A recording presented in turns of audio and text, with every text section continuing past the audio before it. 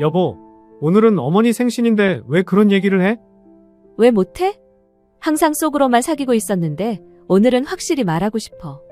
어머니가 아가씨한테는 15억짜리 상가를 주시고 저희한테는 고작 4억짜리 빌라와 현금을 주셨잖아요. 이게 공평한 거예요? 언니, 그게 무슨 말씀이세요? 처음에는 오빠가 1억 더 받았잖아요. 저는 그것도 당연하다고 생각했는데요. 그리고 이제 그런 말은 그만해 주셨으면 좋겠어요. 왜 자꾸 그러시는 거예요? 그만하시라고요. 당연하다고요? 지금은 아가씨가 저희보다 몇 억은 더 많잖아요. 이게 공평해요? 구독과 좋아요, 알람 설정 꾹 눌러주세요. 오늘 이야기의 주인공은 최순분 씨입니다. 사촌이 땅을 사면 배가 아프다는 속담이 있죠. 시기 질투가 가득 차오른 이런 며느리, 여러분들이라면 어떻게 하실 것 같으세요? 이야기 끝까지 들어주시고 아래 댓글에 의견 공유 부탁드려요. 올해 74을 맞은 최 씨는 젊은 시절 남편을 일찍 보내고 혼자 힘으로 두 자녀를 키워낸 억척스러운 할머니였습니다. 새벽 4시면 어김없이 일어나 김치며 나물이며 온갖 밑반찬을 만들어 시장 좌판에 내다 팔았습니다. 손님들이 이 집 반찬이 제일 맛있다고 소문이 나면서 최 씨의 반찬 가게는 시장에서 꽤 유명한 곳이 되었습니다. 그렇게 악착같이 모은 돈으로 시장 한복판에 있는 작은 상가 하나를 장만했습니다. 그때 상가 가격은 3억 원이었습니다. 그때만 해도 그저 노후 대비용이라고 생각했었죠. 다행히 두 아이 모두 반듯하게 자라주었습니다.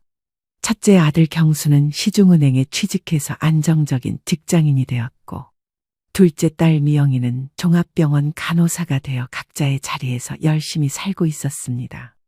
두 아이 모두 좋은 배우자를 만나 결혼도 하고 손주들도 낳아주어 최 씨는 이제 할머니 노릇하며 편안히 지낼 수 있게 되었습니다.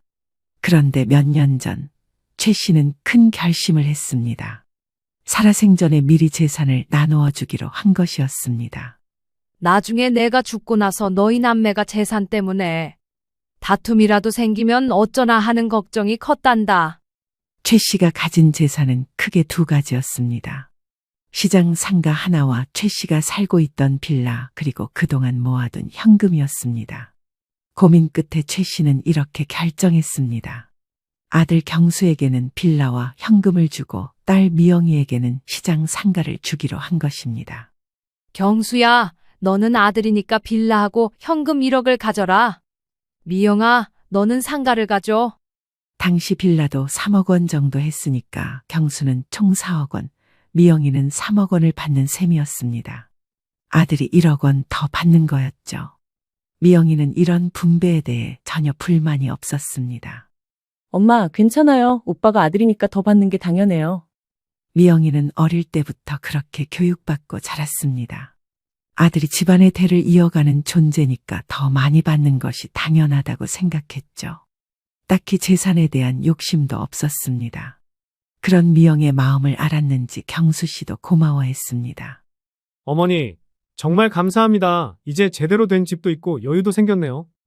증여 서류에 도장을 찍는 날, 최 씨는 두 아이의 손을 잡고 말했습니다. 이 엄마가 너희에게 줄 수 있는 마지막 선물이다.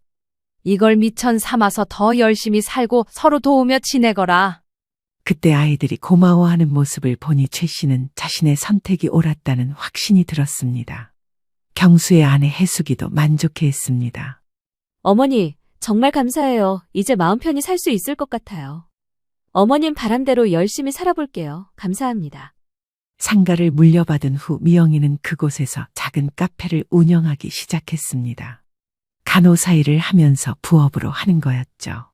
카페는 그럭저럭 자리를 잡아갔고 미영이도 만족해했습니다. 경수 내외는 받은 빌라에서 안정적으로 살기 시작했습니다. 현금도 있으니까 여유가 생겼고 혜숙이는 그동안 하고 싶었던 것들을 할 수 있게 되었습니다. 명절이나 어머니 생신 때면 온 가족이 모여 화목한 시간을 보냈습니다. 손주들이 뛰어노는 모습을 보며 최 씨는 마음이 흐뭇했습니다. 그렇게 평화로운 시간이 흘렀습니다. 최 씨는 자신의 결정이 옳았다고 생각했고 아이들도 각자 받은 것에 만족하며 살고 있었습니다. 하지만 이런 평화로운 일상은 예상치 못한 소식으로 인해 완전히 뒤바뀌게 됩니다. 바로 미영이가 받은 시장상가 일대의 재개발 소식이 들려온 것입니다. 그 소식을 들은 순간부터 최 씨네 가족의 평온한 일상에는 서서히 균열이 생기기 시작했습니다. 특히 며느리 해숙이의 태도에서 미묘한 변화가 감지되기 시작했죠. 하지만 그때까지만 해도 최 씨는 이런 작은 변화들이 앞으로 얼마나 큰 폭풍을 불러올지 전혀 예상하지 못했습니다. 재산 분할을 마치고 나서 1년 정도가 지났을 때였습니다. 미영이가 급하게 최 씨를 찾아왔습니다. 얼굴에는 믿을 수 없다는 표정이 가득했습니다. 엄마, 큰일 났어요. 우리 상가가 있는 곳이 재개발된다고 해요. 재개발? 그럼 어떻게 되는 거야? 부동산 중개소에서 전화가 계속 오는데 상가 값이 엄청 올랐다고 해요. 처음에 3억이었는데 지금은 15억도 넘는다고 하네요. 최 씨는 깜짝 놀랐습니다. 3억이던 상가가 15억이라니 무려 5배가 오른 것입니다. 15억? 그게 정말이냐? 네, 엄마, 여러 부동산에서 확인했는데 다 비슷한 얘기예요. 재개발 때문에 그 일대 상가들이 다 그렇게 올랐대요. 미영이는 갑작스러운 횡재에 어쩔 줄 몰라 했습니다. 엄마, 이게 다 엄마 덕분이에요. 엄마가 그때 좋은 자리를 골라주셔서 이런 행운이 온 거예요. 아이고, 우리 미영이가 복이 있나 보구나. 하지만 최 씨의 마음 한편에는 걱정이 스멀스멀 피어올랐습니다. 이렇게 큰 차이가 나면 며느리 해숙이가 어떻게 받아들일지 염려되었거든요. 그 걱정은 곧 현실이 되었습니다. 며칠 후 가족 모임에서 미영이가 재개발 소식을 알렸을 때 해숙이의 표정이 순간적으로 굳어지는 것을 최 씨는 놓치지 않았습니다. 언니, 오빠, 우리 상가가 재개발 때문에 값이 많이 올랐어요. 정말? 얼마나 올랐는데? 15억 정도 된다고 해요. 경수는 깜짝 놀라며 축하해 주었습니다. 와, 미영아, 정말 대박이다. 축하해. 몇 배가 오른 거야? 하지만 해숙이의 반응은 달랐습니다. 잠시 멍한 표정을 짓더니 억지로 미소를 지었습니다. 아, 그래요? 아가씨 정말 운이 좋으시네요. 그 순간 식탁 분위기가 미묘하게 변했습니다. 해숙이의 목소리에서 진심 어린 축하보다는 복잡한 감정이 느껴졌거든요. 그래, 미영이가 복이 있어. 하지만 너무 들뜨지 말고 겸손하게 지내거라. 네, 엄마, 저도 놀랐어요. 이런 일이 생길 줄 몰랐거든요. 미영이는 여전히 겸손한 태도를 보였지만 해숙이는 점점 말이 없어졌습니다. 그날 저녁 경수가 따로 어머니를 찾아왔습니다. 어머니, 해숙이가 좀 복잡한 심정인 것 같아요. 뭐가 복잡해? 처음에는 저희가 1억 더 받았잖아요. 그런데 이제는 미영이가 몇 배는 더 많아진 셈이니까. 최 씨는 아들의 말을 듣고 한숨을 쉬었습니다. 예상했던 일이 벌어지기 시작한 것입니다. 경수야, 그건 우연히 그렇게 된 거야. 내가 처음부터 그럴 줄 알고 그런 게 아니란다. 저는 그걸 아는데 해숙이는 좀 다르게 생각하는 것 같아요. 실제로 며칠 후부터 해숙이의 태도에서 변화가 나타나기 시작했습니다. 미영이가 새로 산 옷이나 가방 이야기를 하면 예전 같으면 관심을 보였을 텐데 이제는 시큰둥한 반응을 보였습니다. 아가씨는 이제 15억짜리 건물 주니까 좋으시겠어요. 언니, 그렇게 말씀하시면 제가 부담스러워요. 부담스러우실 게 뭐 있어요? 저희보다 10배는 더 많이 받으셨는데. 이런 말들이 나올 때마다 분위기는 어색해졌습니다. 미영이는 점점 위축되어 갔고 최 씨는 이런 상황이 어디까지 갈지 걱정이 되기 시작했습니다. 어느 날 해숙이가 최 씨를 찾아와서 속마음을 털어놓았습니다. 어머니, 솔직히 말씀드리면 저희도 좀 억울한 마음이 있어요. 뭐가 억울해? 처음에는 저희가 1억 더 받았잖아요. 아들이니까 더 받는 게 당연하다고 생각했어요. 그런데 지금은 아가씨가 저희보다 몇 배는 더 많아졌어요. 혜수가, 그건 아무도 예상 못한 일이야. 어머니는 정말 모르고 그러신 거예요? 아니면 딸을 더 사랑하셔서 일부러 좋은 걸 주신 거예요? 이 말에 최 씨는 기가 막혔습니다. 자신이 일부러 그랬다고 의심하고 있었던 것입니다. 혜수가 그런 소리 하는 게 아니야. 내가 언제 그런 마음으로 했냐? 말을 왜 그렇게 해? 그럼 이제라도 좀 더 공평하게 해주시면 안 될까요? 아가씨 것 중에서 일부라도 저희한테 주시면 좀 덜할 것 같은데요. 그게 더 낫지 않겠어요?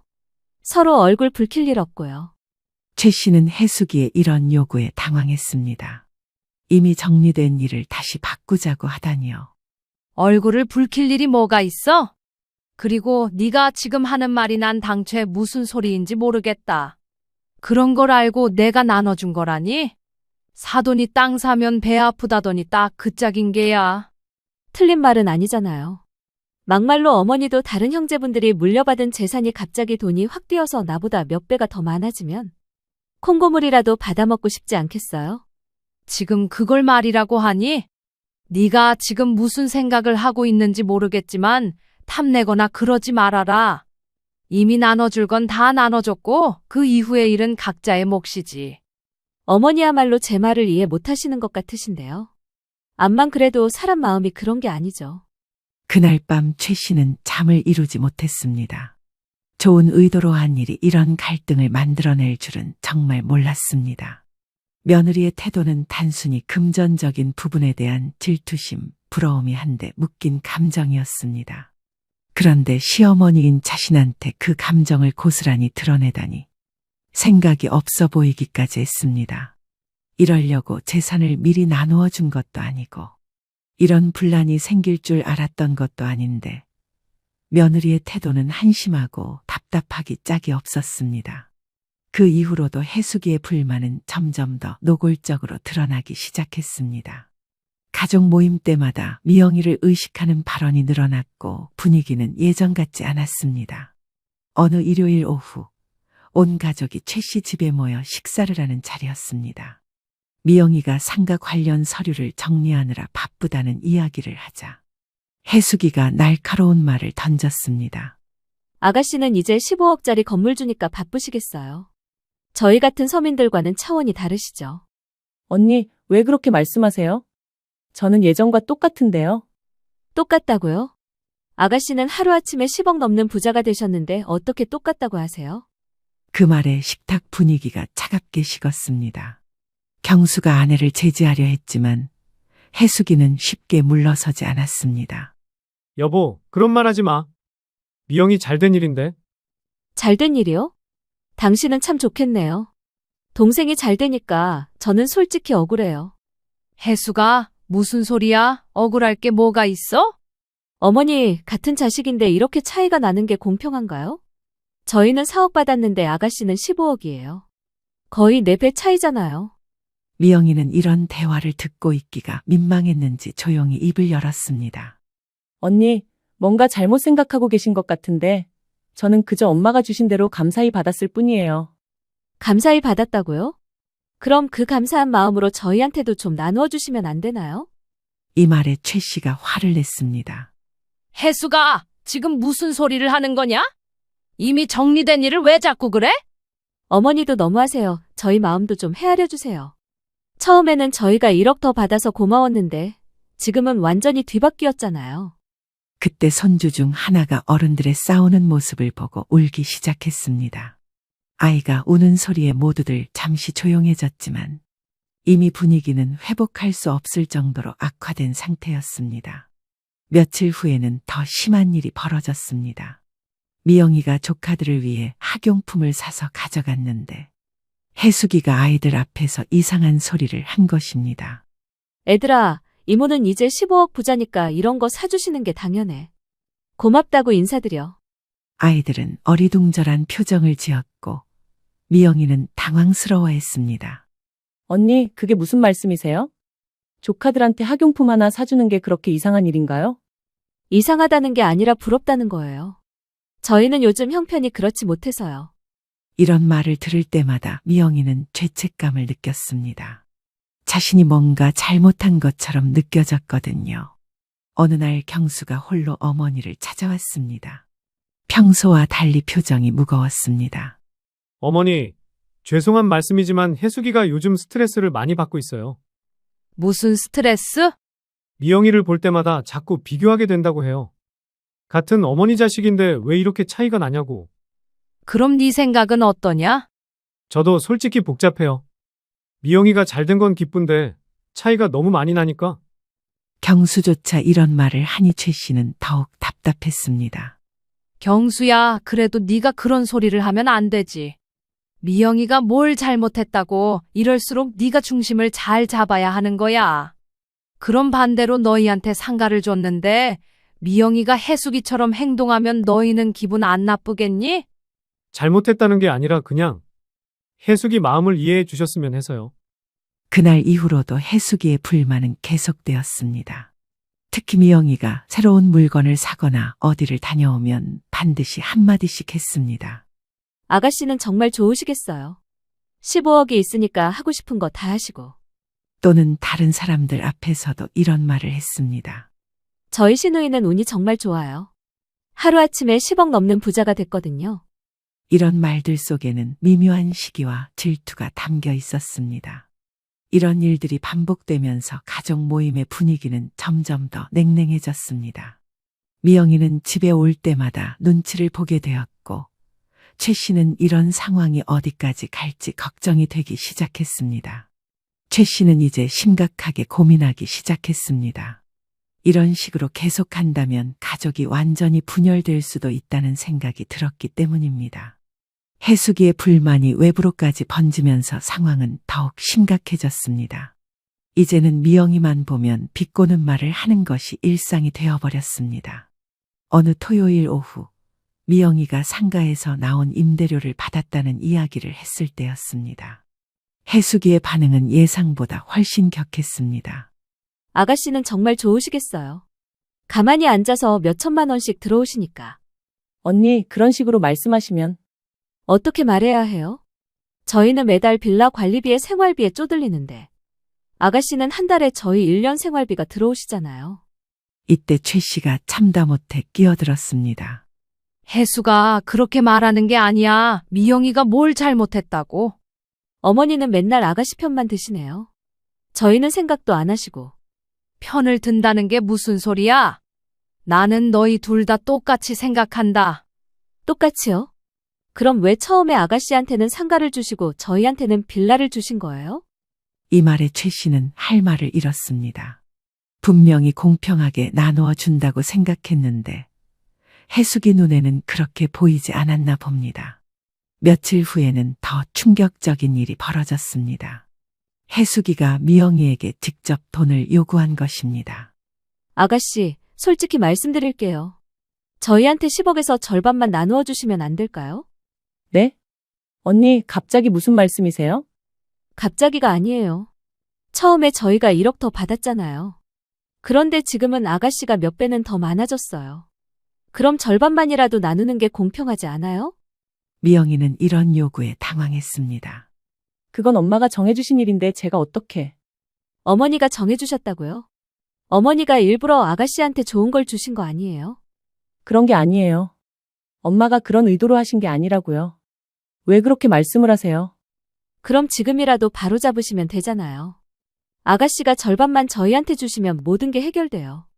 이런 황당한 요구에 미영이는 더 이상 참을 수 없었습니다.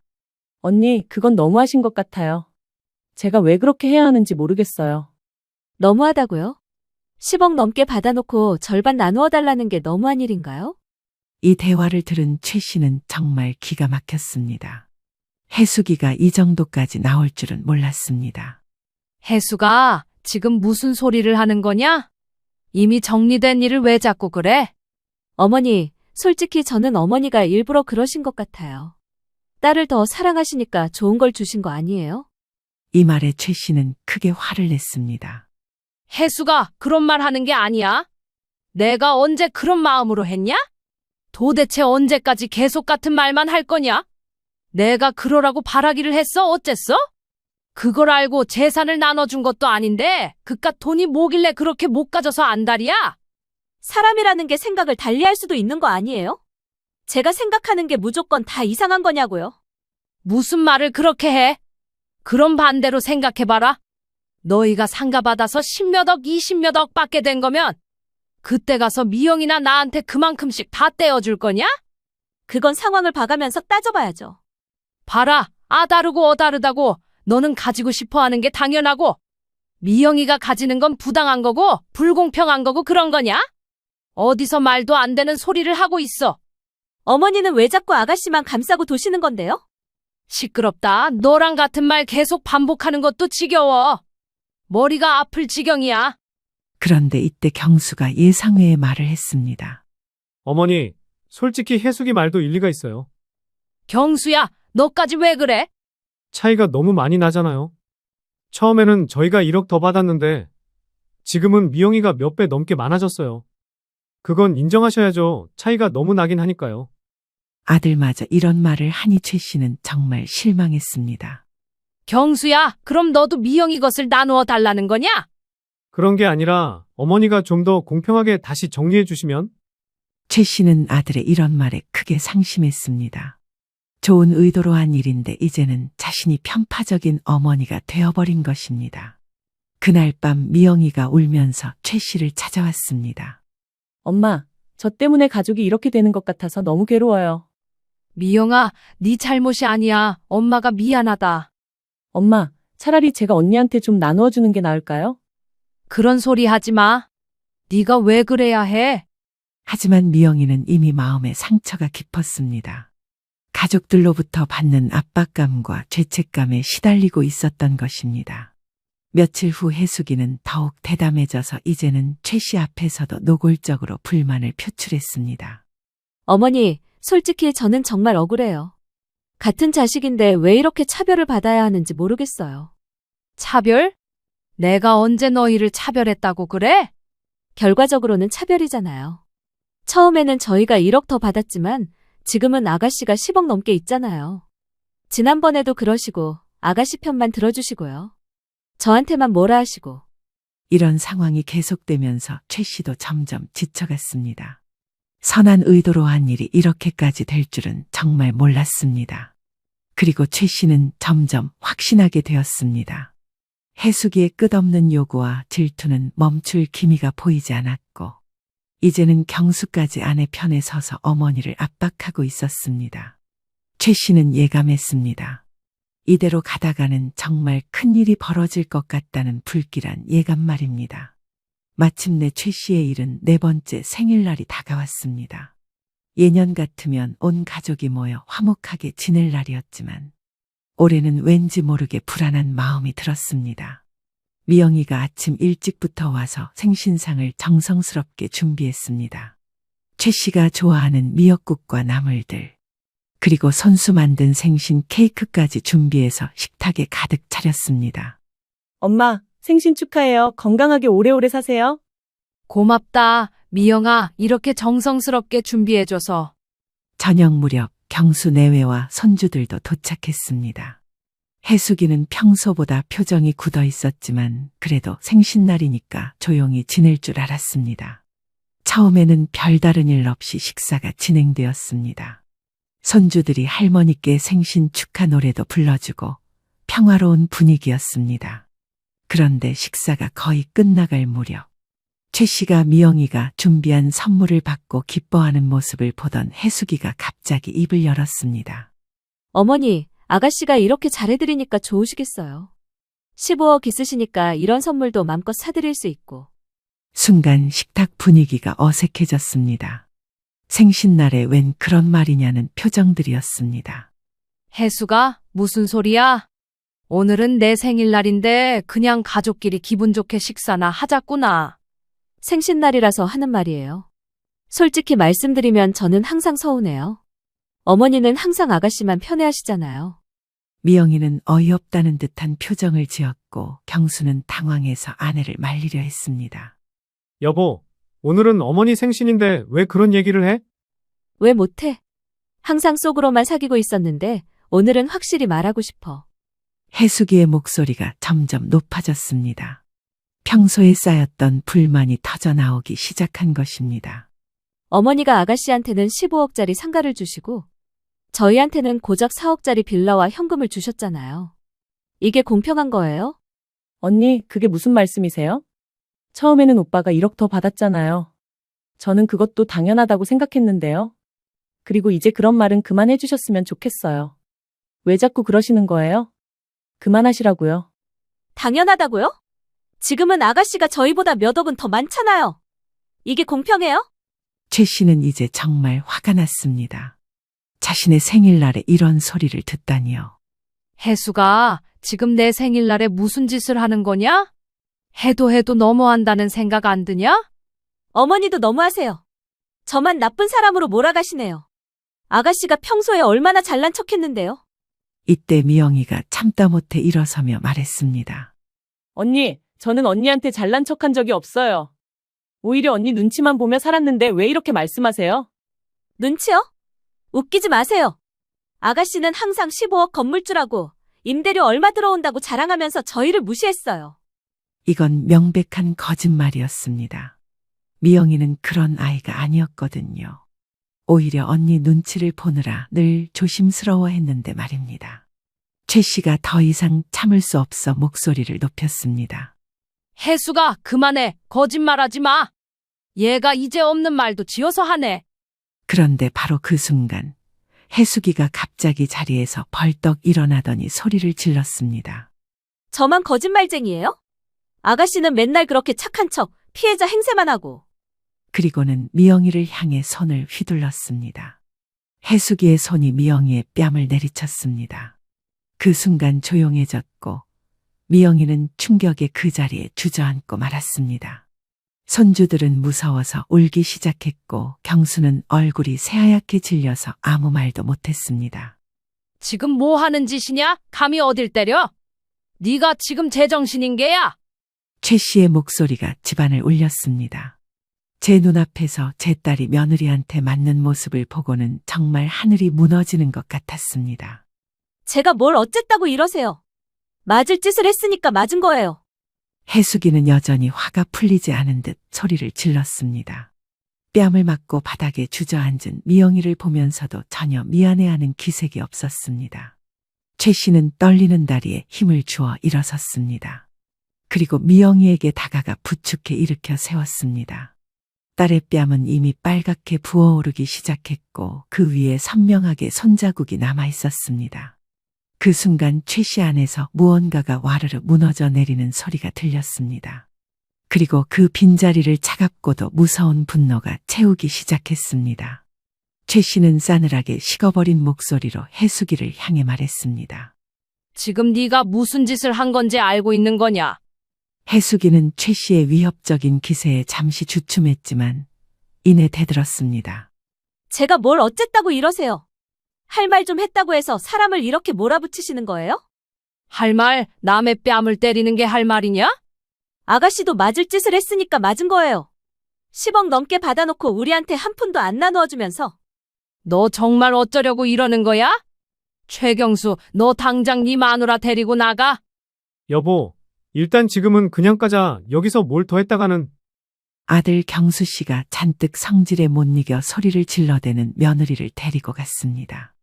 얼이 빠진 미영 씨는 여전히 볼을 부여잡고 있었고 최 씨는 그 모든 것을 지켜볼 수밖에 없었죠. 그 순간 최 씨는 중요한 결심을 내렸습니다. 이 며느리와는 더 이상 한 지붕 아래에서 같은 하늘을 이고 살아갈 수 없다는 것을요. 돈 때문에, 재산 때문에 자식들 사이에 이런 일이 나게 할 수는 없었습니다. 그날 최 씨의 생일날은 최악의 하루로 기억될 날이 되어버렸습니다. 그 끔찍한 생신날 이후 최 씨는 한숨도 제대로 잘 수 없었습니다. 눈을 감으면 해숙이가 미영이의 뺨을 때리던 그 순간이 계속 떠올랐습니다. 제 평생 손 한 번 안 대고 키운 딸인데 며느리가 감히 어떻게 그럴 수 있었을까요? 다음 날 아침 일찍 미영이가 찾아왔습니다. 뺨에 붓기는 많이 빠졌지만 아직도 빨간 자국이 남아 있었습니다. 엄마, 괜찮으세요? 어젯밤에 잠 못 주무셨죠? 미영아, 네 뺨은 어떠냐? 많이 아프냐? 괜찮아요. 엄마, 별로 안 아파요. 하지만 미영이의 눈에는 깊은 상처가 남아 있었습니다. 뺨의 상처보다 마음의 상처가 더 컸을 것입니다. 미영아, 엄마가 미안하다. 엄마 때문에 이런 일이 생겼구나. 엄마 잘못이 아니에요. 언니가 너무 심했어요. 최 씨는 딸을 보며 마음이 아팠습니다. 착한 미영이가 이런 일을 당하다니 정말 화가 치밀었습니다. 오후에는 예상했던 대로 경수가 찾아왔습니다. 얼굴이 경직되어 있었고 어머니를 바라보기조차 부끄러운 듯했습니다. 어머니, 정말 죄송합니다. 제가 아내를 제대로 말리지 못해서. 경수야, 이제 와서 미안하다고 하면 뭐하냐? 이미 일은 다 벌어졌는데. 어머니, 혜숙이도 지금 많이 후회하고 있습니다. 집에 가서 울면서 반성하고 있어요. 후회? 반성? 어젯밤에 미영이 뺨 때릴 때는 언제고? 경수는 할 말을 잃고 고개만 떨구었습니다. 그런 아들을 보니 최 씨는 더욱 화가 났습니다. 경수야, 너도 마찬가지야. 네 아내가 네 동생을 그렇게 괴롭히는데 왜 막지 않았어? 어머니, 저도 말렸는데 혜숙이가 워낙. 말렸다고? 제대로 말렸으면 어젯밤 같은 일이 일어났겠냐? 어디서 가짜는 핑계야. 너도 똑같아. 네 동생이 그렇게 맞았는데. 뭐라고 한마디라도 하지는 못할 망정.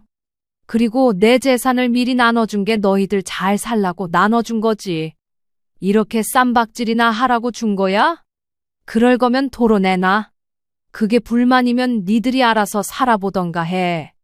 어머니, 죄송하다는 말밖에 드릴 말씀이 없어요. 정말 죄송해요. 그때 일은 저도 미영이한테 따로 사과할게요. 최 씨는 이제 아들에게도 실망했습니다. 한 집안의 가장이라면서 자기 아내도 제대로 통제하지 못하다니요. 그날 저녁, 최 씨는 오랜 고민 끝에 중요한 결정을 내렸습니다. 바로 변호사를 찾아가기로 한 것입니다. 다음 날 오전, 최 씨는 평소 알고 지내던 이 변호사 사무실을 찾아갔습니다. 이 변호사는 최 씨가 상가를 살 때도 도움을 준 믿을 만한 분이었습니다. 어머님, 웬일로 이렇게 일찍 오셨어요? 변호사님, 큰일이 생겼어요. 상담 좀 받고 싶어서 왔습니다. 최 씨는 그동안 있었던 일들을 차근차근 설명했습니다. 혜숙이의 지속적인 불만과 질투 그리고 결정적으로 미영이를 때린 사건까지 모든 것을 말했습니다. 이 변호사는 최 씨의 이야기를 끝까지 들은 후 심각한 표정을 지었습니다. 어머님, 정말 고생 많으셨겠어요. 이런 일이 가정에서 일어나다니. 변호사님, 제가 딸한테 준 상가를 다시 되찾을 수 있을까요? 잠깐만요. 어머님, 상가는 따님이 받으신 게 맞죠? 그럼 며느리한테서 되찾는 게 아니라. 아, 제가 설명을 잘못했나요? 상가는 미영이가 받았는데 혜숙이가 그걸 나누어 달라고 하면서 미영이를 때린 거예요. 아, 그렇다면 상황이 다르네요.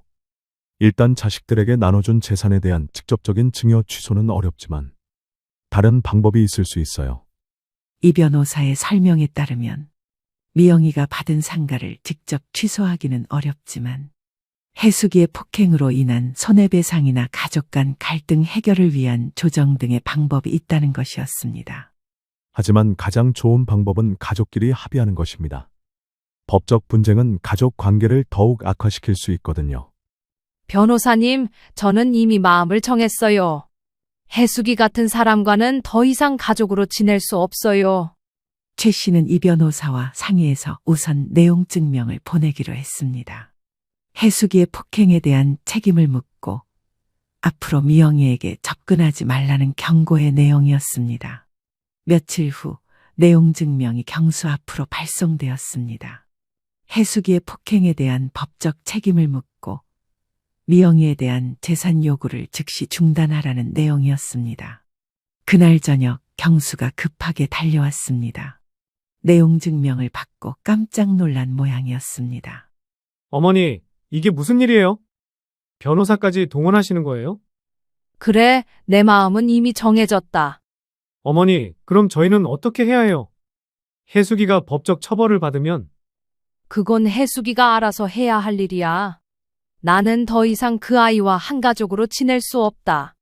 경수는 어머니의 단호한 말에 절망했습니다. 어머니, 한 번만 더 기회를 주세요. 혜숙이한테 확실히 말하겠습니다. 기회? 몇 번의 기회를 더 줘야 하냐? 이미 선을 넘었어. 그때 혜숙이도 함께 왔는지 현관문 밖에서 소리가 들렸습니다. 어머니, 저예요. 들어가도 될까요? 최 씨는 혜숙이를 보고 싶지 않았지만 마지막으로 할 말이 있어서 들어오라고 했습니다. 혜숙이는 들어오자마자 무릎을 꿇고 사과했습니다. 어머니, 정말 죄송합니다. 제가 정신이 나갔었어요. 지금 와서 미안하다고 하면 다 해결되는 줄 아냐? 어머니, 한 번만 용서해 주세요. 다시는 그런 일 없을 거예요. 아가씨한테도 진심으로 사과하겠어요. 하지만 최 씨의 마음은 이미 굳어 있었습니다. 혜수가 네가 내 딸을 때린 그 순간 우리는 이미 남남이 되었다. 더 이상 할 말 없다. 그날 밤 최 씨는 처음으로 마음이 편했습니다. 오랫동안 쌓였던 분노와 억울함에 대한 대응을 시작했기 때문입니다. 이제 정정당당하게 맞서 싸울 준비가 되어 있었습니다. 내용 증명을 받은 후 며칠 동안 경수 내외는 혼란에 빠져 있었습니다. 해숙이는 밤낮 없이 울면서 어떻게든 어머니의 마음을 돌려보려고 애썼지만 최 씨의 결심은 흔들리지 않았습니다. 상황이 풀리지 않자 해숙 씨는 불안해지기 시작했습니다. 그리고 경수 씨 부부 사이에서도 금이 가기 시작했죠. 해숙 씨는 어머니의 마음 좀 돌려보라며 경수 씨를 압박하기 시작했고, 경수 씨는 그런 해숙 씨의 모습에 자괴감마저 들기 시작했습니다. 당신 어머니 아들 맞아? 어떻게 어머니 하나를 못 구슬려? 그래도 아들 말은 들으실 거 아냐? 진짜 나 죽는 꼴 보고 싶어서 그래? 당신도 이제 그만 좀 해. 처음에 어머니가 그만하라고 했을 때 멈췄으면 이런 일도 없었잖아. 자기 기분에 못 이겨서 멋대로 분풀이 해놓고서는 왜 이제 와서 그래? 미영이 뺨 때린 건 당신이 100번 1000번 잘못한 거야. 그럼 이대로 어머니가 소송인지 뭔지 한다는데 두고 보기만 할 거라고? 나보고 깜빵이라도 가라 이거야? 솔직히 난 모르겠어. 당신이 그렇게 돈에 집착하는 사람인지 몰랐어. 물론 당신 말 듣고 나도 미영이가 부러운 건 사실이었지. 근데 그렇게까지 할 일은 아니지. 지금 살고 있는 이 집도 원래대로면 우리는 가지지도 못할 집이었잖아. 왜? 왜 이제 와서 효자, 좋은 오빠 코스프레야? 나만 좋자고 그런 거야? 억울하지도 않아? 당신이 아들 노릇 잘해서 더 받아오던가 했어야지. 안 그래? 다들 나만 나쁜 년 만드네? 지긋지긋하다. 이제 그만 좀 해. 두 사람의 갈등이 깊어지고 최 씨도 좀 더 명확한 증거를 모아야 했습니다. 하지만 증거를 쉽사리 모을 수 있는 방법이 없었습니다. 폭행에 대한 증거는 본 사람만 여럿이긴 하지만 가족이니 신빙성이 없을 수도 있고 말 그대로 제3자의 증언이 제일 확실했거든요. 가게로 찾아가서 그날 CCTV라도 돌려봐야 하나 고민하던 찰나 예상치 못한 곳에서 도움의 손길이 나타났습니다. 바로 그날 생일 식사를 했던 곳 근처 상가에서 일하던 분이 최 씨에게 전화를 걸어온 것입니다. 사장님, 저예요. 며칠 전에 댁에서 무슨 일이 있었다면서요? 네, 맞아요. 그날 저희 며느리가 딸에게 손을 댔어요. 아, 그 일 말씀이시는군요. 사실 저희도 다 들었거든요. 너무 시끄러워서. 며느리분이 정말 심하더라고요. 이 전화를 통해 최 씨는 중요한 사실을 알게 되었습니다. 그날 소리가 너무 커서 옆 가게 사람들도 다 들었다는 것이었습니다. 며칠 후 이 변호사가 직접 그 상가들을 방문해서 증인들을 확보했습니다. 옆 가게 사장뿐만 아니라 그날 근처에 있던 다른 상인들까지 증언을 해주겠다고 나섰습니다. 어머님, 증인 확보가 잘 됐습니다. 여러 사람이 그날 상황을 목격하셨대요. 변호사님, 그럼 이제 어떻게 하면 되나요? 우선 며느리의 폭행에 대한 고발을 진행하고 동시에 가족 간 갈등 조정을 신청하는 것이 좋겠어요. 그런데 바로 그때 더욱 놀라운 일이 벌어졌습니다. 경수가 혼자 변호사 사무실로 찾아온 것입니다. 어머니, 저도 변호사님과 이야기 좀 나누고 싶어요. 경수야, 네가 왜 여기까지? 어머니, 저는 더 이상 혜숙이를 감쌀 수 없어요. 이 말에 최 씨는 놀랐습니다. 그동안 아내 편만 들던 경수가 이런 말을 하다니요. 사실 혜숙이가 그동안 저한테도 거짓말을 많이 했어요. 어떤 거짓말 말씀이신가요? 미영이가 자기를 무시하고 자랑한다고 했는데 그게 다 거짓말이었어요. 오히려 미영이는 혜숙이 눈치만 보고 있었는데 경수는 그제야 진실을 털어놓기 시작했습니다. 해숙이가 평소에 어떻게 미영이를 질투했는지, 어떻게 자신에게까지 거짓말을 했는지 모든 것을 말했습니다. 어머니, 저도 바보였어요. 혜숙이 말만 듣고 미영이를 의심했어요. 이제 와서 그런 말 해봤자 소용없다. 어머니, 저는 혜숙이와 이혼하겠어요. 더 이상 같이 살 수 없어요. 이 말에 최 씨는 놀랐습니다. 아들이 이런 결심을 할 줄은 몰랐거든요. 어머니, 제가 정말 잘못 살았어요. 아내 편만 들고 어머니와 미영이한테 상처를 드렸어요. 경수의 목소리에는 진심 어린 후회가 담겨 있었습니다. 경수 씨, 그런 결심을 하셨다면 이혼 절차도 도와드릴 수 있어요. 변호사님, 부탁드립니다. 그리고 혜숙이의 폭행건도 저는 어머니 편에 서겠어요. 이제 상황이 완전히 바뀌었습니다. 경수마저 혜숙이를 버리고 어머니 편에 선 것입니다. 며칠 후 경수가 혜숙이에게 이혼 의사를 밝혔습니다. 혜숙이는 처음에는 믿을 수 없어 했지만 경수의 의지가 확고하다는 것을 깨달았습니다. 당신도 나를 버리는 거야? 어머니 편에 서는 거야? 여보, 아니 혜숙씨. 저는 이제 당신과 더 이상 같이 살 수 없어. 그럼 나는 어떻게 해? 아이들은 어떻고? 아이들 양육권은 내가 가질 테니 양육비는 당신이 책임져. 혜숙이는 이제야 자신이 완전히 고립되었다는 것을 깨달았습니다. 남편마저 등을 돌린 상황에서 더 이상 버틸 수가 없었습니다. 결국 혜숙이는 최 씨에게 찾아와서 무릎을 꿇고 사과했습니다. 어머니, 정말 죄송합니다. 제가 너무 욕심을 부렸어요. 지금 와서 미안하다고 해서 될 일이냐? 어머니, 제발 경수랑 이혼만은 안 되게 해주세요. 제가 정말 잘못했어요. 하지만 최 씨의 마음은 이미 굳어 있었고 경수의 결심도 바뀌지 않았습니다.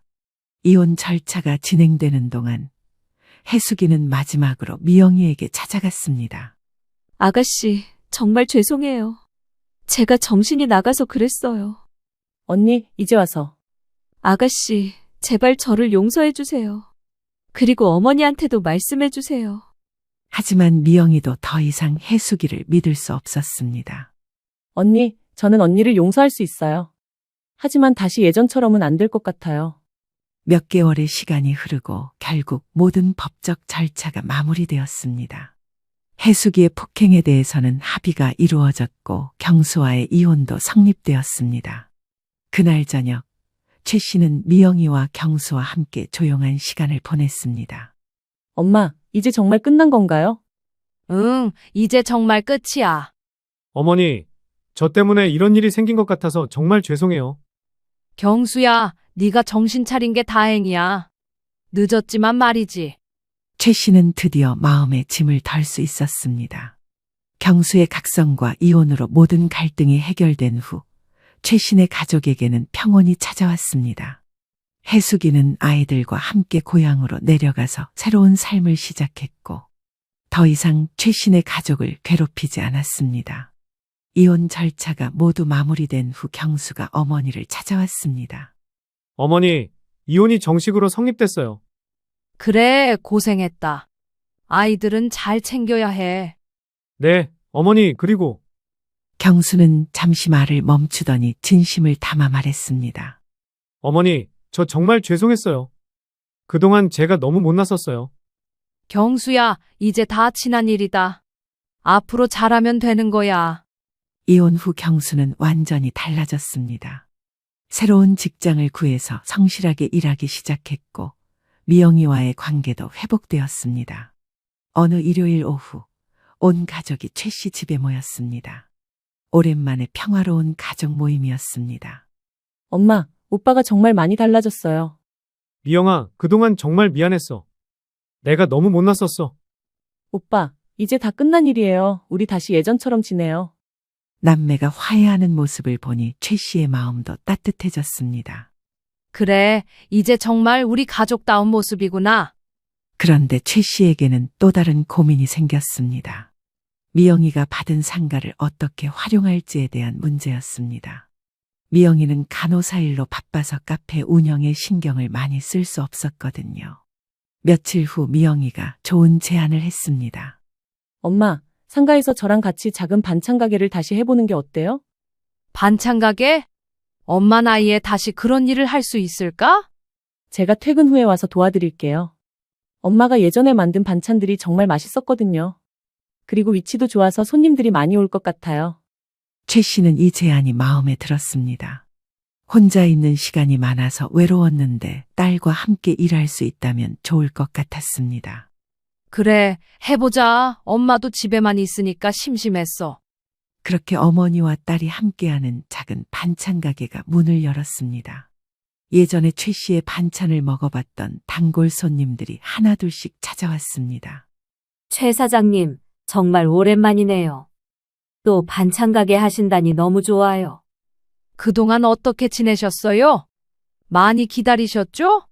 사장님 반찬이 최고였는데 드디어 다시 먹을 수 있겠네요. 새로운 위치에서 시작한 반찬 가게는 예상보다 훨씬 잘 되었습니다. 상가 가치가 높아진 만큼 유동인구도 많았고 최 씨의 손맛을 그리워했던 손님들뿐만 아니라 새로운 손님들도 많이 찾아왔습니다. 미영이도 퇴근 후에 와서 열심히 도왔습니다. 엄마, 손님들이 정말 많아요. 엄마 반찬이 유명해졌나 봐요. 그래, 우리 딸이 도와줘서 더 잘 되는 것 같아. 경수도 주말마다 와서 힘든 일들을 도왔습니다. 경수야, 네가 이렇게 도와주니까 엄마가 정말 고맙다. 당연한 일이에요. 어머니, 제가 그동안 너무 못했으니까요.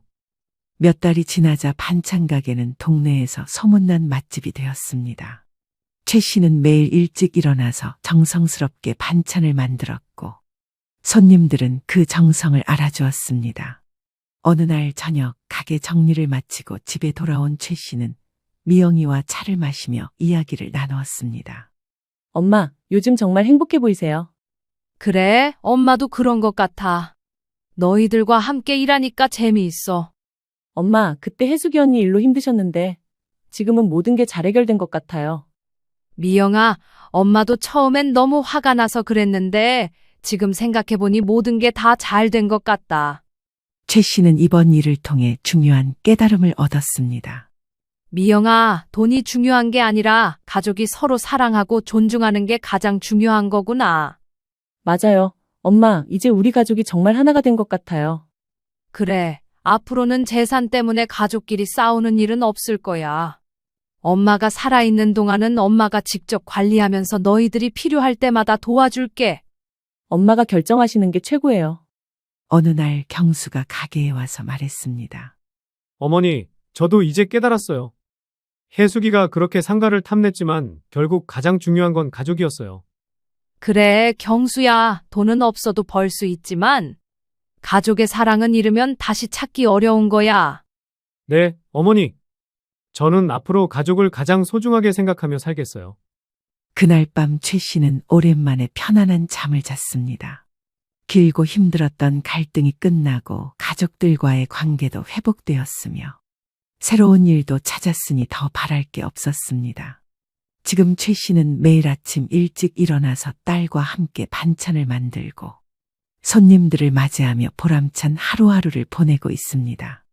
때로는 경수도 와서 도움을 주고 손주들도 가끔 놀러와서 할머니를 기쁘게 해줍니다. 최 씨는 이제 확실히 깨달았습니다.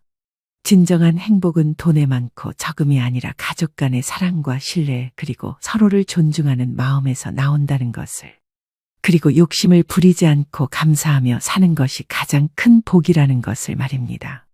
혜숙이 같은 사람도 결국은 자신의 욕심 때문에 모든 것을 잃었지만 최신의 가족은 시련을 통해 더욱 단단해질 수 있었습니다. 이것이 바로 최 씨가 이번 일을 통해 얻은 가장 소중한 교훈이었습니다. 어머님이랑은 따로 뭐 안 하지? 전화는 했어? 했지. 그냥 형식적으로. 뭐 어버이날은 그런 거면 됐지. 꽃은 안 드리는 거 맞지? 내가 저번에 말했잖아. 진짜 그거 돈 아까워. 요즘에 꽃이 얼마인지 알아? 당연히 안 하지. 엄마도 그거 신경 안 써. 괜히 했다가 더 부담될 수도 있잖아. 연주한테 대충 듣기로는 밥같이 먹는다고 했던 것 같은데 몰라. 알아서 하겠지. 안녕하세요. 올해로 67살 박영자입니다. 시청자분들 중에 저처럼 아들 며느리 때문에 스트레스 받으시는 분 있으신가요? 다행히 지금은 많이 편안해졌어요.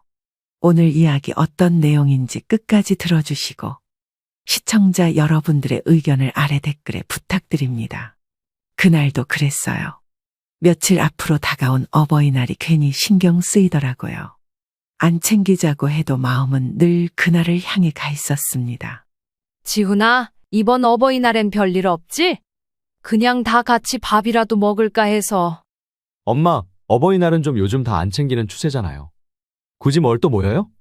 아니, 뭐 대단한 걸 하자는 것도 아니고 그냥 한 끼 같이 먹자고 하는 건데. 어머님, 사실 저희는 그런 날 부담스러워요. 위아래 다 챙기려면 저희도 너무 정신이 없어요. 그 말이 참 단단히 박히더라고요. 위아래 다 챙긴다. 나도 그 위에 포함된다는 거죠. 아직도 우리 둘은 누군가에게 챙김받는 입장이라는 게 참 낯설게 느껴졌어요. 그럼 그냥 전화 한 통이라도 하자. 그런 것도 부담돼? 그건 하죠. 전화는 할 수 있죠. 근데 뭐 굳이 밥까지. 카네이션 같은 것도 솔직히 별로라고 생각해요. 요즘 꽃도 너무 비싸서 하루 이틀 지나면 시들잖아요. 그런 걸 뭐하러 사요? 그런 거 낭비하기 싫으니까 그냥 그날 되는 사람들 모여서 밥이나 한 끼 먹자는 거지. 별다른 걸 하자는 게 아니잖니. 그래서 저도 말씀드리는 거예요. 저희가 그런다고 서운해하지 마시라고요. 요즘 사람들 다 그러니까요. 저희 마음 다 아시죠, 어머니?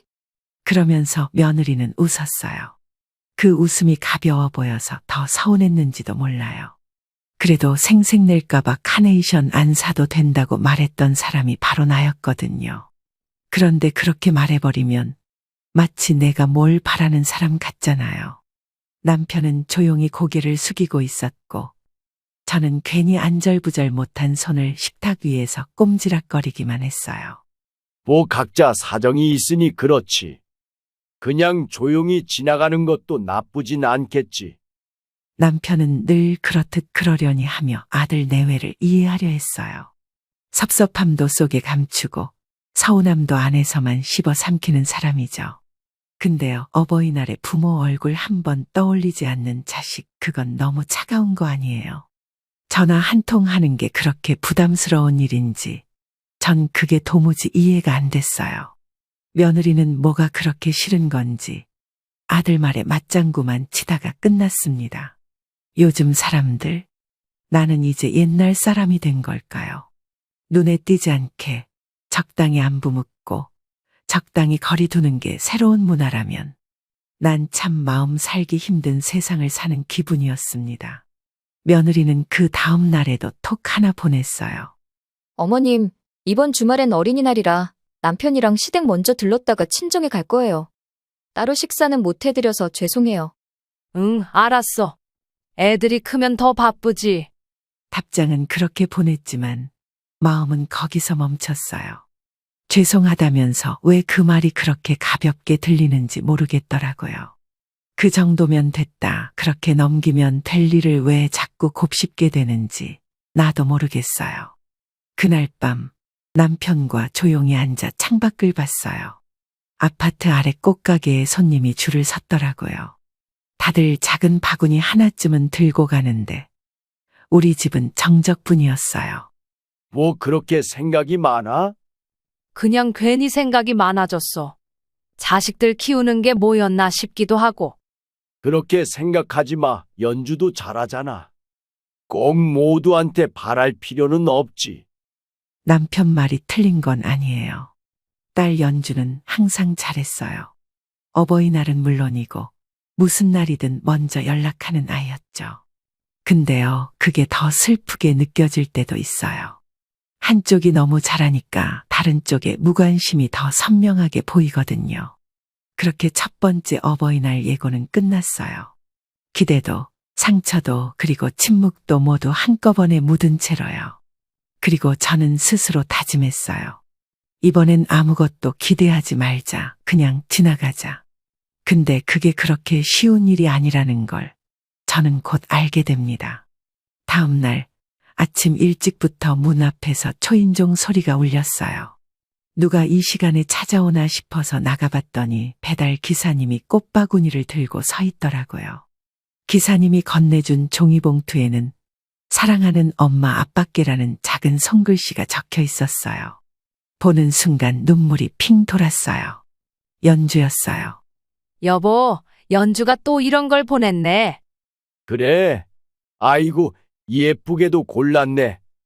꽃은 붉은 카네이션이랑 노란 거, 분홍색 작은 꽃들이 어우러져 있었어요. 크지도 않지만 어쩐지 풍성해 보이더라고요. 그 바구니를 들고 식탁 위에 올려놓는 순간 집안 분위기까지 따뜻해졌어요. 어제 아들 내외한테 들은 말들이 묻히는 기분이었어요. 이렇게 단순한 것도 사람 마음을 달래주는 걸 누가 알았겠어요. 그리고 오전 10시쯤 전화가 울렸어요. 엄마 꽃 받았어요? 응, 받았어. 너무 예쁘더라. 너는 어떻게 이런 걸 매번 잊지 않고 챙기니? 엄마가 늘 챙겨줬으니까요. 어버이날 며칠 남긴 했는데 그때 되면 바빠져서 배송 안 될까봐 기분 좋아지시라고 미리 보냈어요. 아빠는요? 잘 계시죠? 그럼 아빠도 꽃 보더니 한참을 웃더라. 엄마, 오늘 하루는 그냥 쉬세요. 밥하지 마시고 도시락이라도 시켜 드세요. 그리고 오늘 저녁쯤에 영상통화해요. 박서방도 인사드린다고 했어요. 그리고 어버이날에 엄마 아빠 편한 시간에 같이 식사해요. 점심이나 저녁이나 골라서. 그래, 고맙다. 정말 고마워. 딸의 말 한마디에 마음이 꽉 차오르더라고요. 그동안 섭섭했던 마음이 사르르 녹았어요. 사람 마음이 참 간사한 게 아들에게 받은 상처가 딸의 전화 한 통에 이렇게 스르르 풀리다니 나도 참 별거 아니라는 생각이 들었어요. 그날 점심은 정말 시켜 먹었어요. 인터넷으로 검색해서 도시락 하나 주문했죠. 닭갈비 정식에 미역국이 딸려있는 메뉴였어요. 평소 같으면 안 시켰을 가격인데 오늘만큼은 괜찮다고 스스로를 다독였어요. 이렇게 시켜 먹으니까 당신 음식 안 해도 돼서 편하겠네. 가끔은 이렇게 시켜 먹자고. 그래도 오늘은 괜찮은 날이야. 연주가 꽃 보내고 전화까지 줬잖아. 그것만으로도 기분이 다르다. 근데 음식이 생각보다 맛있네? 기분이 좋아서 그런가? 응, 연주는 늘 한결같아. 자식은 많아도 그런 애는 드물어. 남편 말에 마음이 또 찌릿했어요. 아들이 생각났거든요. 연주처럼 하라는 것도 아니고 그냥 조금만 마음을 보여줬으면 했는데 왜 그렇게 어렵게 생각하는지 모르겠어요. 그날 오후엔 영상통화도 했어요. 사위 얼굴도 보고 손주가 화면 밖으로 튀어나올 듯 제잘거리는데 웃음이 안 나올 수가 없었어요. 할머니, 꽃 받았어요? 제가 같이 골랐어요. 그래? 우리 공주가 이쁜 꽃 골라줬구나. 어쩐지 더 예쁘더라. 그 순간만큼은 모든 게 괜찮았어요. 손주가 웃고 딸이 전화하고 남편은 옆에서 고개를 끄덕이고 있었죠. 저녁이 되자 바람이 좀 불었어요. 남편이 창문을 닫으면서 말했어요. 이런 날은 괜히 마음이 더 시려워져. 근데 오늘은 좀 괜찮지? 응, 오늘은 좋은 날이야. 정말로. 그날 밤 꽃바구니를 침대 머리맡에 옮겨놨어요. 향도 좋고 보기만 해도 마음이 편해졌어요. 그리고 그 꽃을 보며 생각했어요. 이 조그마한 바구니 하나가 이렇게 하루를 바꿀 수 있다는 걸 딸은 어떻게 알고 있었을까요? 사람이 마음을 쓰면 그 마음이 이렇게 전달되는 거예요. 돈의 크기가 아니고 마음의 방향이 중요하다는 걸 다시 한번 느꼈어요. 근데 한편으론 이런 생각도 들었어요. 딸은 이렇게 다정한데 아들은 왜 이리도 무심할까? 어쩜 아들이랑 딸이 이렇게 다를 수 있지? 내 배 아파 낳은 자식들이지만 신기하네. 그 생각을 떨치려 했지만 마음이 말을 안 듣더라고요. 하지만 오늘만큼은 그런 생각도 멀리하고 싶었어요. 그냥 지금 이 기분을 오래 붙잡고 있고 싶었어요. 그날 하루는 그렇게 흘러갔어요. 카네이션 하나, 전화 한 통, 영상통화 한 번. 그게 그렇게 큰 위로가 될 줄은 정말 몰랐어요. 며칠이 지나 어린이날이 다가왔어요. 연휴 전날 오후 핸드폰이 울렸어요.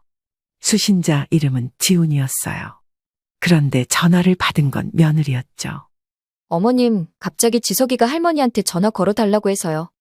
그래? 지석이가 전화 걸어달라고 했어? 잠시 뒤에 손주의 목소리가 들렸어요. 할머니, 나 선물 사줘. 어린이날이잖아. 아이고, 그래야지. 우리 강아지 무슨 선물 받고 싶어? 불러, 큰 거. 이름은 잘 몰라. 그때 며느리 목소리가 뒤에서 흘러나왔어요. 정확히는 들리지 않았지만 지석이한테 뭐라 말하고 있었어요. 엄마가 이거 말하래. 그거 사진 보내드린대. 다시 며느리가 전화를 받았어요. 애가 꼭 갖고 싶어 해서요. 제가 사진 보내드릴게요. 근데 가격이 좀 나가요. 그래, 보내줘. 뭔지 봐야지. 잠시 후 메시지로 사진이 도착했어요. 직사각형 상자 안에 커다란 블럭 완구가 들어 있었는데 이름도 어려운 외국 브랜드였어요. 눈을 의심했어요. 가격 옆에 30만 원이 넘는 금액이 찍혀 있었거든요. 이게 진짜로 30만 원이 넘는다고? 옆에서 남편이 핸드폰을 같이 보더니 말했어요. 뭐 이런 게 30이야. 요즘 애들 장난감이 원래 이렇게 비싸나? 이거 그냥 블록인데 비싸도 너무 비싸다. 남편과 함께 동네 장난감 가게에 사진을 들고 갔어요. 직원이 말했어요. 네, 이거 어른도 조립하는 거예요. 유치원생한테는 좀 어려울 수도 있어요. 애가 꼭 갖고 싶다고 하니 어쩔 수 없네요. 일시불로 결제해 주세요. 결국 카드로 결제했어요. 계산서를 보고도 믿기지 않았어요. 장난감 하나에 30만 원 넘게 썼다는 사실이요. 그날 저녁 아들네 집에 들렀어요. 손주는 신나서 뛰어나왔어요. 와, 이거야, 이거야. 엄마, 진짜 이거야. 그래, 우리 지석이가 갖고 싶다 했지. 잘 놀아.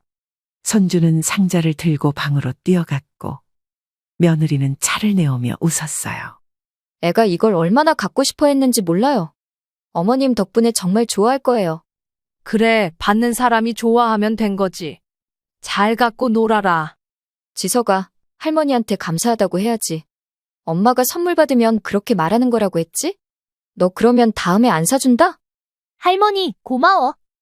그 말에 웃으며 고개를 끄덕였지만 마음은 묘했어요. 부담스럽다는 어버이날 식사 한 끼는 거절하면서 30만 원짜리 선물은 아무렇지 않게 부탁하는 며느리의 태도에 무언가 석연치 않았거든요.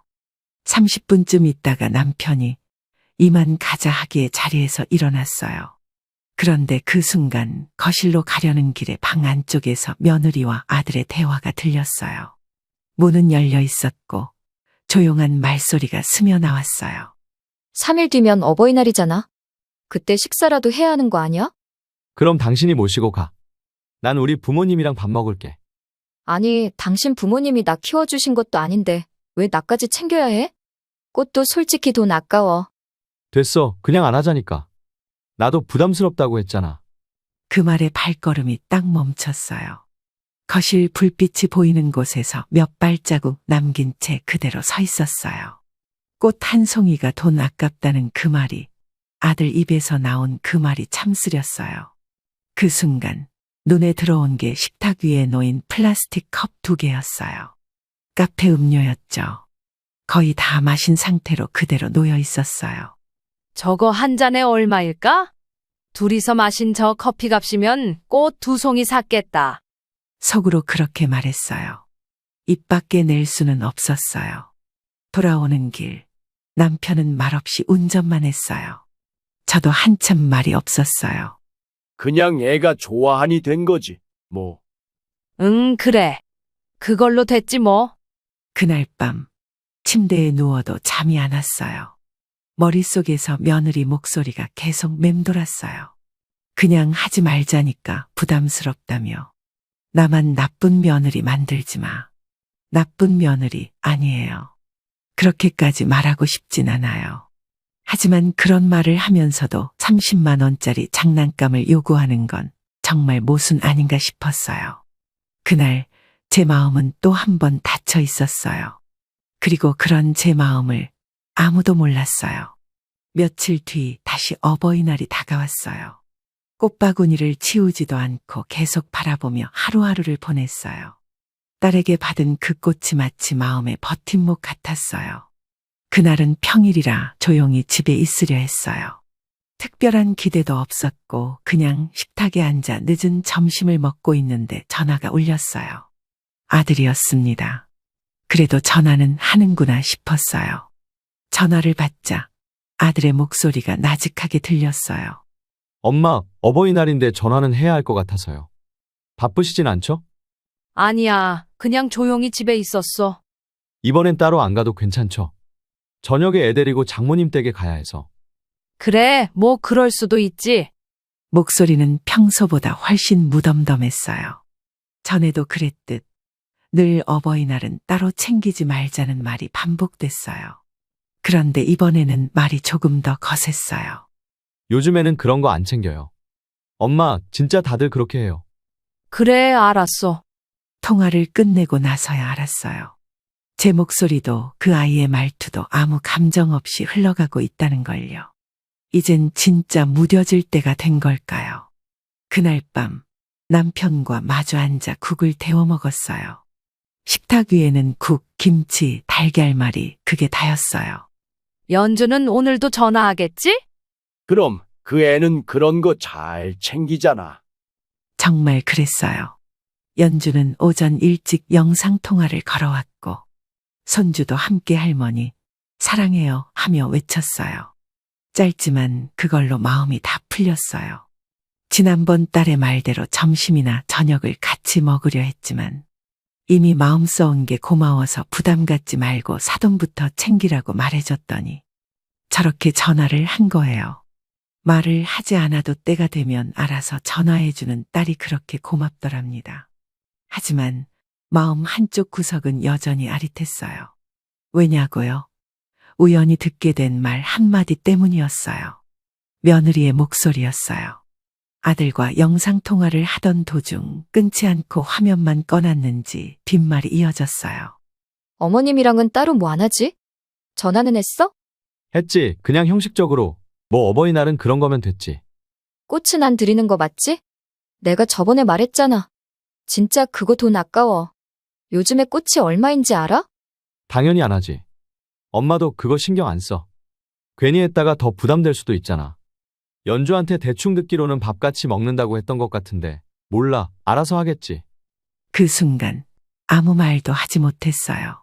눈물이 흐르지도 않았고 그냥 말이 안 나왔어요. 그동안 그래, 아이들 바쁜데 그럴 수도 있지 하며 넘겼던 제 자신이 바보처럼 느껴졌어요. 그저 자식이니까 이해하려고만 했던 시간이 헛된 것 같았어요. 그날 저녁 남편에게 말했어요. 여보, 우리도 이제 내려놓자. 그냥 다. 무슨 말이야? 기대도 챙김도 다 내려놓자. 우리도 더 이상 상처 안 받게. 남편은 아무 말도 하지 않았어요. 하지만 눈빛은 다 알고 있다는 듯 했어요.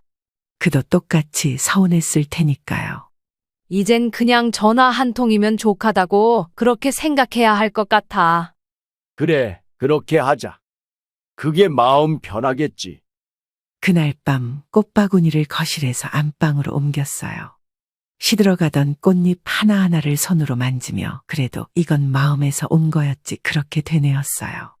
다음 날 아침 뉴스에선 어버이날 선물 인기 순위 같은 걸 방송했어요. 스마트워치, 마사지기, 건강식품, 그리고 마지막엔 편의점 5,000원짜리 카네이션이 나오더라고요. 저거면 됐는데. 그 작은 꽃 하나가 부담스러워서 그냥 안 하자는 말까지 들어야 했던 기억이 또 떠올랐어요. 그 순간 저는 마음으로 결심했어요. 이젠 내가 먼저 끊자. 이 감정의 악순환을. 기대하지 않으면 서운하지 않을 테고 바라지 않으면 실망하지 않을 테니까요. 전화 한 통, 영상통화 하나. 꽃 한 송이는 없었지만 마음 정리 하나는 했어요. 올해 어버이날도 그렇게 지나갔어요.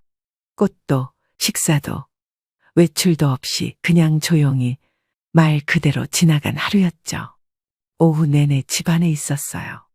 TV에서 어버이날 특집이 나온다며 트로트 가수들이 나와 노래를 부르는데 가사 한 줄 한 줄이 가슴에 박히더라고요. 효도는 말로 하는 게 아니래요. 부모님 손 꼭 잡고 식사 한 끼. 손을 꼭 잡기는커녕 전화 한 통이 전부였어요. 아니, 그것도 안 온 집도 있겠죠.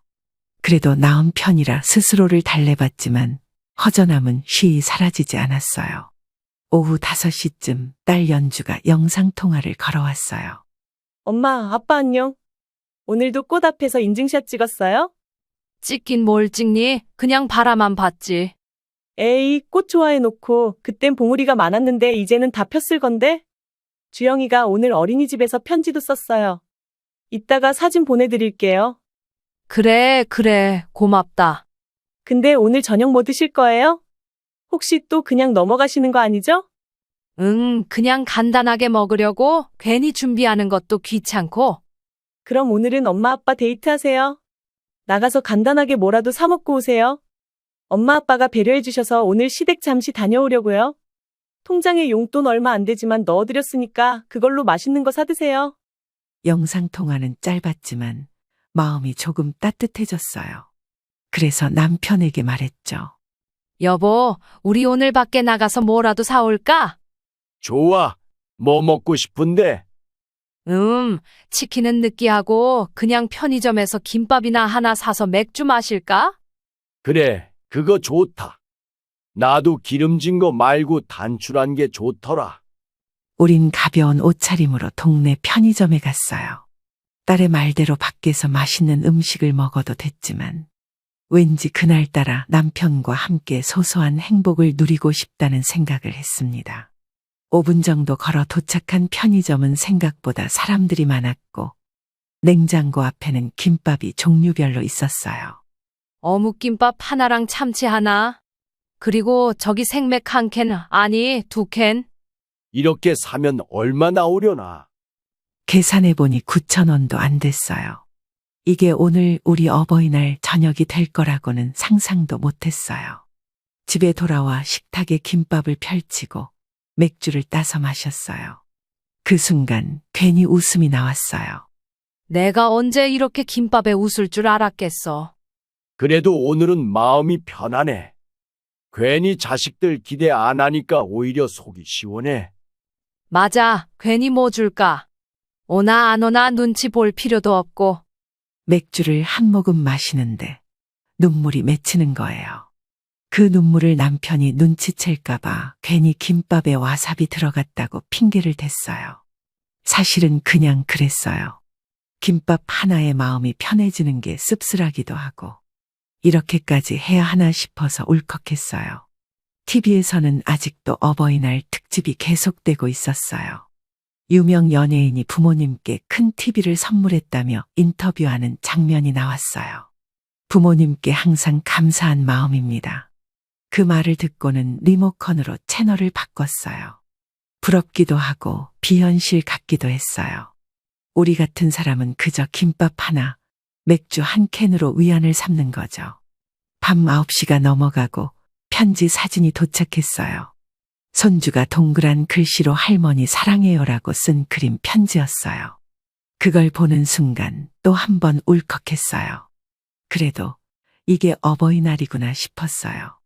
잘 챙기는 자식 하나면 돼. 그거면 됐지. 응, 우리 연주가 참 잘 컸어. 그날 밤은 김밥에 맥주 한 캔, 손주 편지 사진 하나로 채워졌어요. 자식에 대한 기대를 내려놓고 나니 비로소 스스로를 위한 하루가 되었던 것 같아요.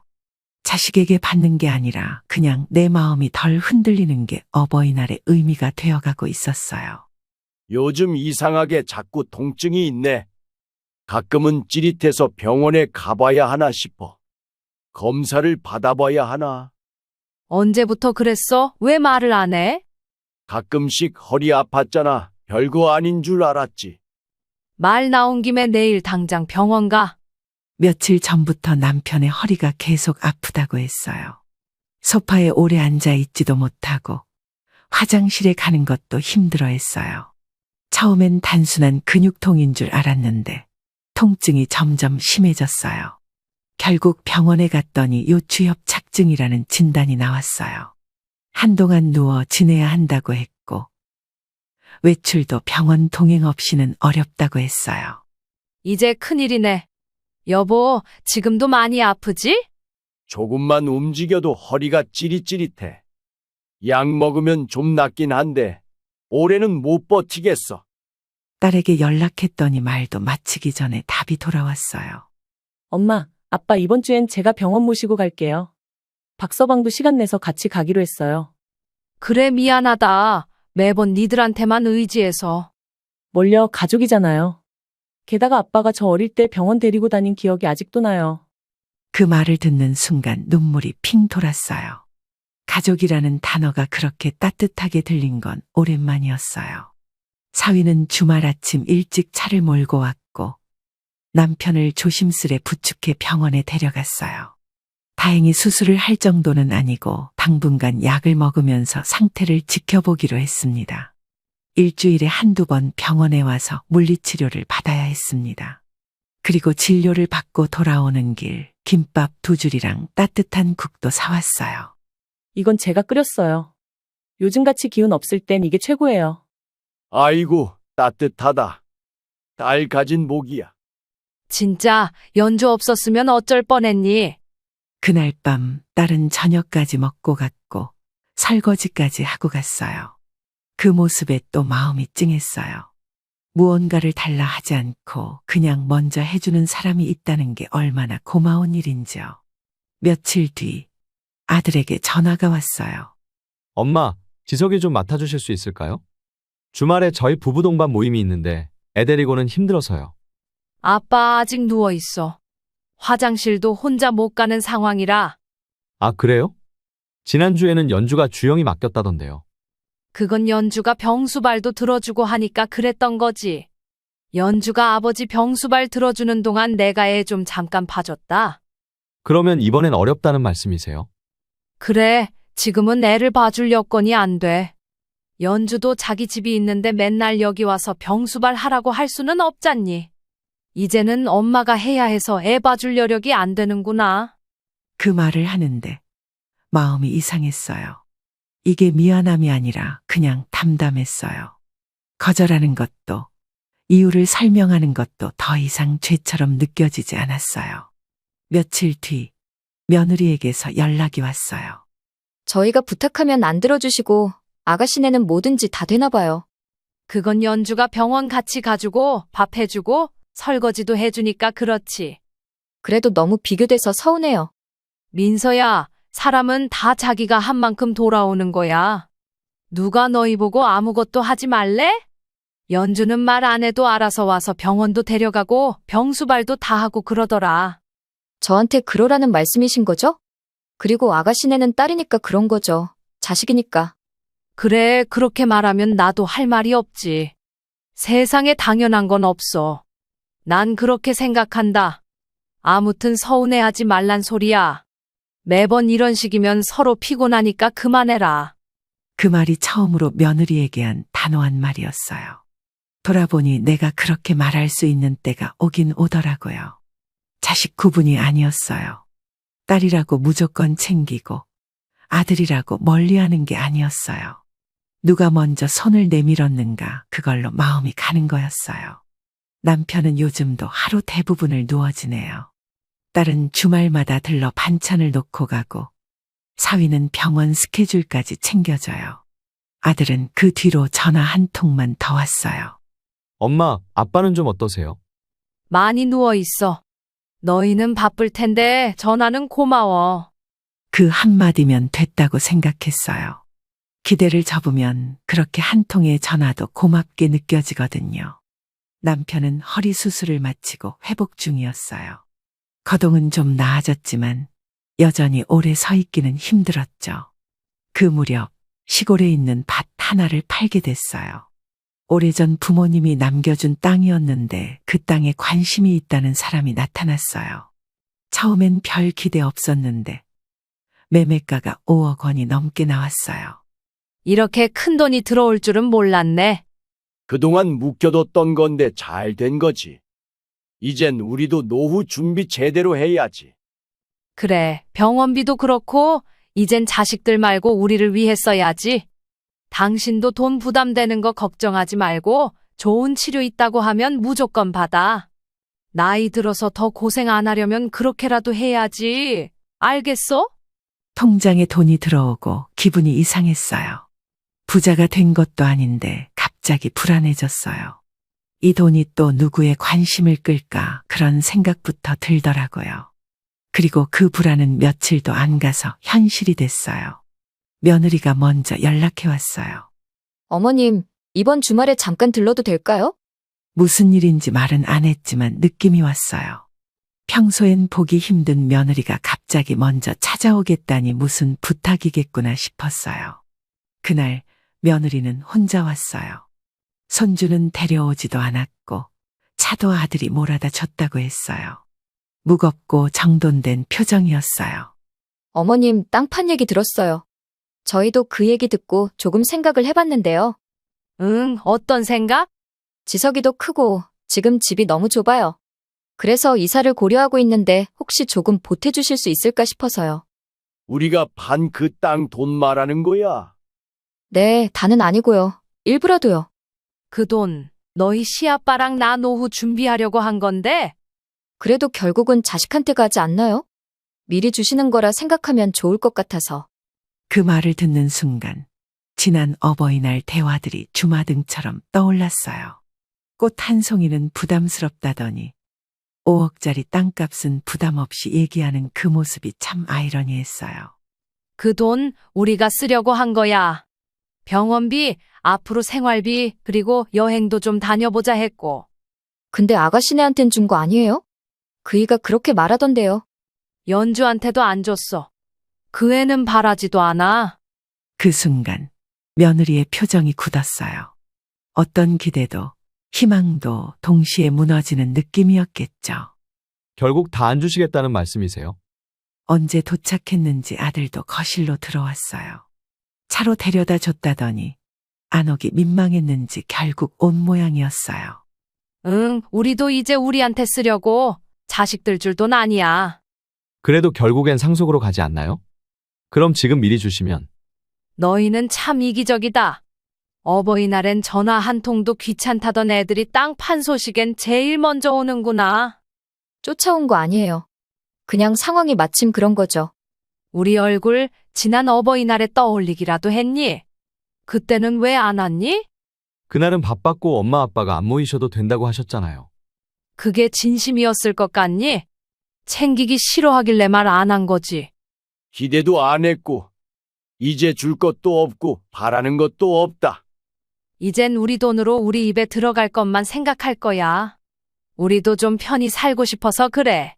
그리고 이제 와서 이런 돈이 왜 필요해? 너희 결혼할 때, 집 살 때, 틈나면 크고 작은 목돈 줬잖아. 그 정도 해줬으면 말 다 한 거 아니니? 그 돈만 3억이 넘어. 지금 사는 집 팔아서 가격에 맞춰서 이사 가면 되겠네. 우리 노후 자금까지 너희들 줄 여력 안 된다.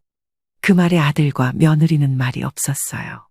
당황과 충격이 섞인 눈빛이었어요. 지석이 용돈은 줄게. 근데 너희한테 돈 줄 일은 앞으로 없을 거야. 알겠습니다. 네, 그날 아무것도 주지 않았어요. 그냥 돌려보냈어요. 그리고 남편과 마주 앉아 말했어요. 이젠 됐지? 그래, 잘했어. 우리 마음대로 쓰자. 이제는 우리를 위해 살아도 될 나이야. 그날부터였어요. 누가 뭐라 해도 마음이 단단해졌어요. 자식이 아닌 우리를 먼저 챙기기로 한 날이요. 그날 이후 우리 부부는 아들 내외에게 아무것도 바라지 않기로 했어요. 전화 한 통, 안부 메시지 그런 것도 이제 기대하지 않았어요. 처음엔 그게 쉽지 않았어요. 휴대폰 알림이 울릴 때마다 혹시나 아들일까 하는 마음이 먼저 들었어요. 하지만 아니더라고요. 대부분 광고 문자나 딸의 안부 메시지였어요. 그리고 그 무관심은 어김없이 생일에도 이어졌어요. 제 생일이었어요. 딸은 케이크와 함께 꽃 한 다발을 들고 와 웃으며 안겼어요.